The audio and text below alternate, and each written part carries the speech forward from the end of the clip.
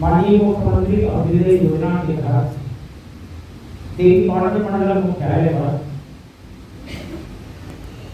Lal Bahadur Shastri PG college में है। इसमें ऑनलाइन जो भी बेस्ट स्टडी मटेरियल्स हैं उनके माध्यम से और ऑफलाइन जनपद स्तर पर उपलब्ध बेहतर शिक्षकों के माध्यम से जो नए अधिकारी विभिन्न सेवाओं में चयनित होकर के मंडल में आए हैं उनके माध्यम से और कुछ अध्यापकों के माध्यम से जो अभी भी प्रतियोगी परीक्षाओं की तैयारी में संलग्न हैं, डाउट क्लियरिंग सेशंस आयोजित किए जा रहे हैं।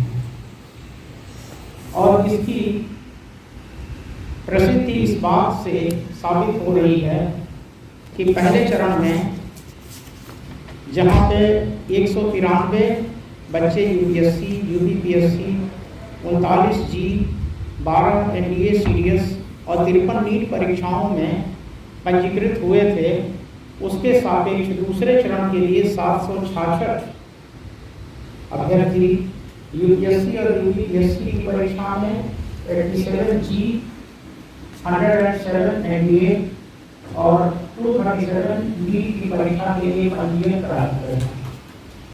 आयुक्त महोदय, जिलाधिकारी गोंडा महोदय, जिलाधिकारी बहराइच महोदय, जिलाधिकारी चौधरी साहब, हमारे जॉइंट मजिस्ट्रेट बहराइच और प्रशिक्षु जॉइंट मजिस्ट्रेट बहराइच जो भी इस कार्यक्रम के नोडल भी हैं, अन्य हमारे सभी कई अधिकारीगण, माननीय मुख्यमंत्री जी की महत्वाकांक्षी योजना अभ्युदय योजना से जुड़े हमारे सभी फैकल्टी मेंबर्स और जिनके लिए ये योजना लाई गई है हमारे सभी होनहार छात्र छात्राएं। लगता है कि यहाँ पे विभिन्न लिमिटेड रिसोर्सेज में और सीएसआर फंड्स का भी सहयोग लेके बहुत सीरियस प्रयास हो रहा है और यहाँ पर लोगों को देखने से जो सिनर्जी है विभिन्न लोगों के बीच में आपस में जो समन्वय और सामंजस्य भी काफी अच्छा है। कमिश्नर साहब ने तो बहुत सारी बातें बहुत जल्दी समझाने का प्रयास, मुझे नहीं पता कि आप लोग कितने समझे और कितना परसेंटेज समझे, पर लेकिन उन्होंने जल्दी बहुत सारे डिटेल बताने का प्रयास किए हैं। हालांकि हमारे डीएम्स ने और बहुत जो आपको तैयारियों के बारे में बता दिया, तो आप लोगों को ये पता होगा यहाँ पर क्या क्या हो रहा है।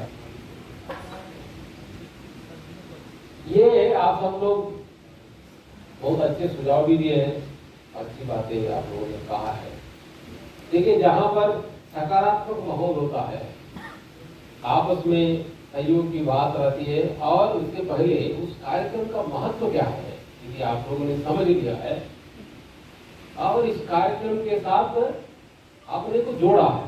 जितने लोग जुड़ेंगे और जोड़ेंगे और भावना के साथ जुड़ेगा, तो हर एक व्यक्ति अपनी अपनी जो क्षमता है उस क्षमता से सहयोग देना पड़ेगा। हमारी जो डीएम साहब ने बार जो कहा, अपनी जीवन की अनुभव देते हुए उन्होंने बहुत तपस्या किया है। देखिए, परिस्थिति कुछ भी हो, जिनके अंदर बहुत गहरी निष्ठा है और बहुत डीप, बहुत टोटल डेडिकेशन है। आपसे सर ये है कि आप जानते हैं सर कि जीवन में बहुत सारी समस्याएं एक साथ चलती रहती हैं। आप इस झंझावातों से अपने आप को बाहर कैसे निकालते हैं? मतलब इतनी जिजीविसा आपके सामने, मतलब इतने संकट आपके सामने आते हैं, आप फेस करते हैं चैलेंज को और उस प्रॉब्लम को सॉल्व करते हैं। सर, हम लोगों को भी कुछ ज्ञान दीजिए कि एक साथ अगर जो एक ही समय में कई सारी समस्याएं आ जाए तो इससे हम बाहर कैसे निकले?